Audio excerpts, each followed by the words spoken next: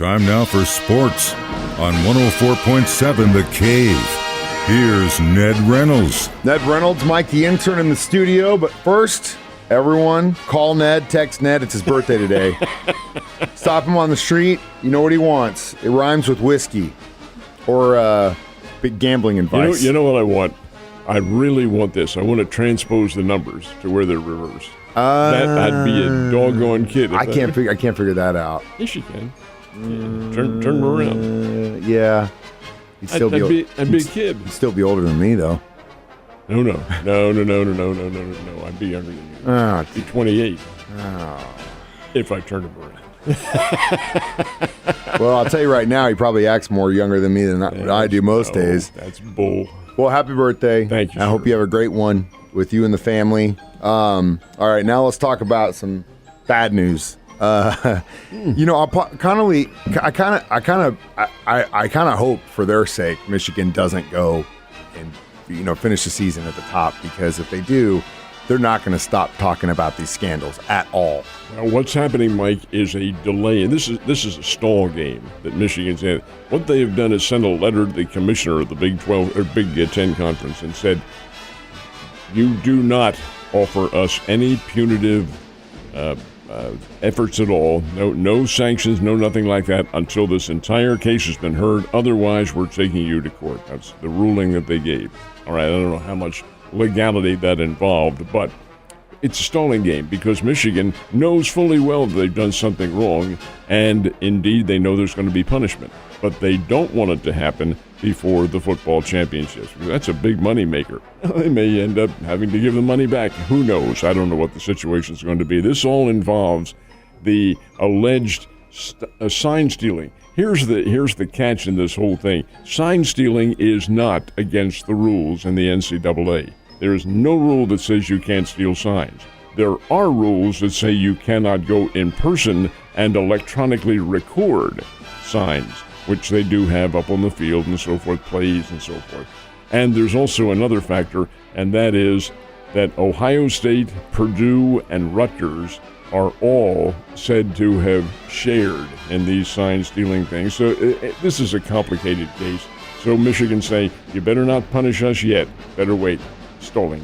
Well, and again, I would believe that the NCAA is smart enough to know that they can't just say, well, we're going to accuse you of this without having the evidence and being able to back it up in court, because if they make a statement like that, they will get sued. Well, the NCAA, this is more the conference. This is the Big Ten Conference, which is an underling to the NCAA. Same deal, though. It is. Yeah, and it's just like anything else. If the government wants to come after you, it's going to take some time, but they're going to eventually make sure and get their ducks in a row before they do that. So you're right, stalling game. Also, I wanted to bring this up, and you've mentioned we've been playing music by this band, Rush. Their bass player, Geddy Lee. Have you ever heard of him?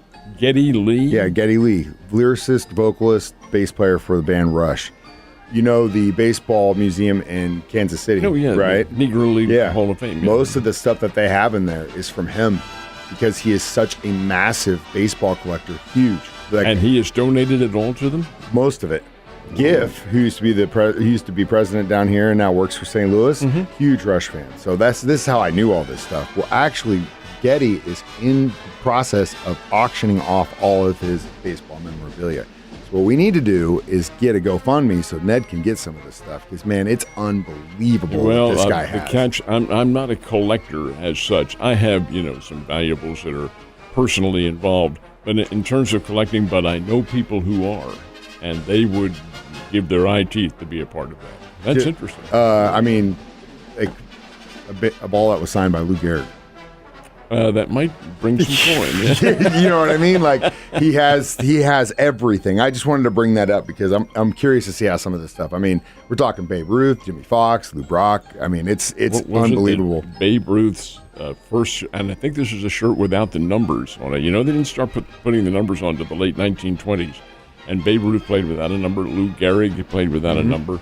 Those shirts are invaluable, and they're authentic. They have the letter of authenticity with them. So, hey, that's big time, really big time. The thing that's blowing my mind is they have these autograph cards, right? And now they're not using like an autograph that, for example, Babe Ruth would sign for you. It would be a check that Babe Ruth signed, and they cut that section out of the check and put it in a baseball card. They've got them all over, like Ty Cobb ones. It blows my mind that they're doing this stuff. Yeah, I mean, that's right. It doesn't say anybody's name on there other than the guy's signature, which just blows my mind. Anyway, new manager in Major League Baseball. This one is kind of a surprise, though. It is, because while he is new to this position, manager of the Los Angeles Angels, he's hardly new to baseball.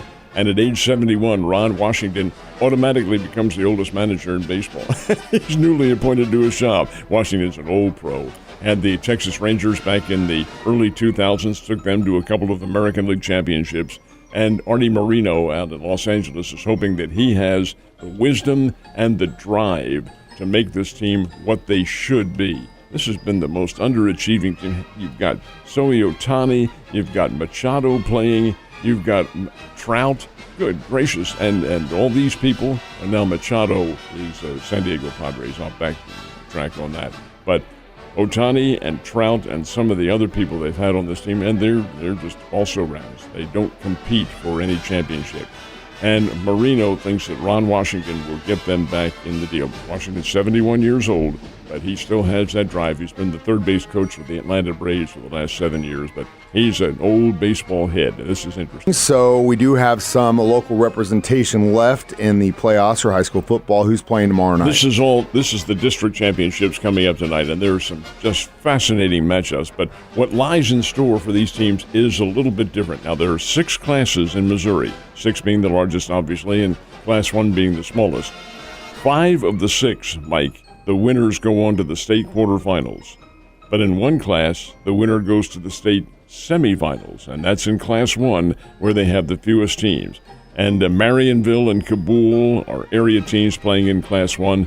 Thayer, from down in the very far southeastern sector of our listening audience, is playing in Portageville. You know where that is. That's your old home area down there. That's Class 1, and the winners of those games go to the semifinals, the state semifinals. They'll have a week off before the championships, which are all being played at the same time, December 1st and 2nd.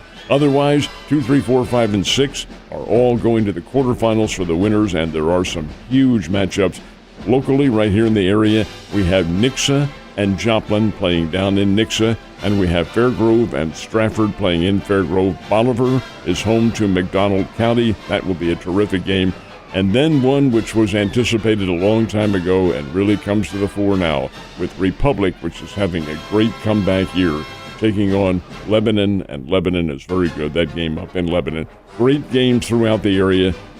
There's some that are a little bit beyond our listening audience, but hey, it's all going to be outstanding football tomorrow night. All starts at 7 o'clock.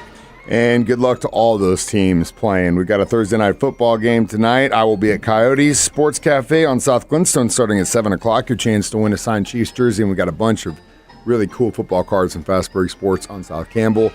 But Ned and I were actually talking about this before the break. You got 2 of arguably the worst teams in football playing tonight. But you know what? If you got guys on your fantasy team playing, you're going to want to watch it. So that's a good plus. This plus, is throwing a wet blanket over everything. I'll tell you though, man, the ones so far this year that have been like, okay, these teams look like they've been duds, and the ones that were like, turned out to be really good. So I'm so holding on hope that tonight might actually be exciting. The bad against the bad. From a football standpoint. Is just watch a football game and hopefully they beat the hell out of each other. This is Carolina Panthers going to Soldier Field in Chicago to play the Chicago Bears. Now, I want you, this is a fact. I'm not, again, diminishing the interest in the ball game, but the 2 of them have combined for 17 games over the course of the season and won 3 of them combined. 3 games. Oh, my. These are not very good teams, folks. They're also rounds. They're not going to the Super Bowl, but that is the Thursday night game. Thursday night games, Mike, can be flexed, but not yet. Not until the middle or latter part of November and December can those games be flexed. Otherwise, this one would be flexed right out the window. But nonetheless, they are playing tonight in Chicago in Soldier Field, the Carolina Panthers, Chicago Bears. See what happens on that one. But again, if you want to kick off your weekend early, come see me at Coyotes tonight. Also, we have got a lot of talk about who the Cardinals are going to be going after in the free agency. If it doesn't rhyme with pitcher, I don't think they should sign him. Who are they looking at right now? It is a pitcher. And in fact, most of their free agent according to the predictions, most of the free agents the Cardinals are chasing are pitchers. The one who seems to come to the fore in almost every poll that's taken by the writers is Sonny Gray. Now this, keep in mind, this has not happened yet. But Sonny Gray is an old pro, 34-year-older, been around, right-hander, good pitcher. Vanderbilt University product, been with the A's and the Yankees and most recently the Minnesota Twins. And he would still be with the Minnesota Twins. He was 8-8 last year for a pretty good team and an under 3-point ERA. That's very, very good. But the Twins have already announced that they're cutting their payroll.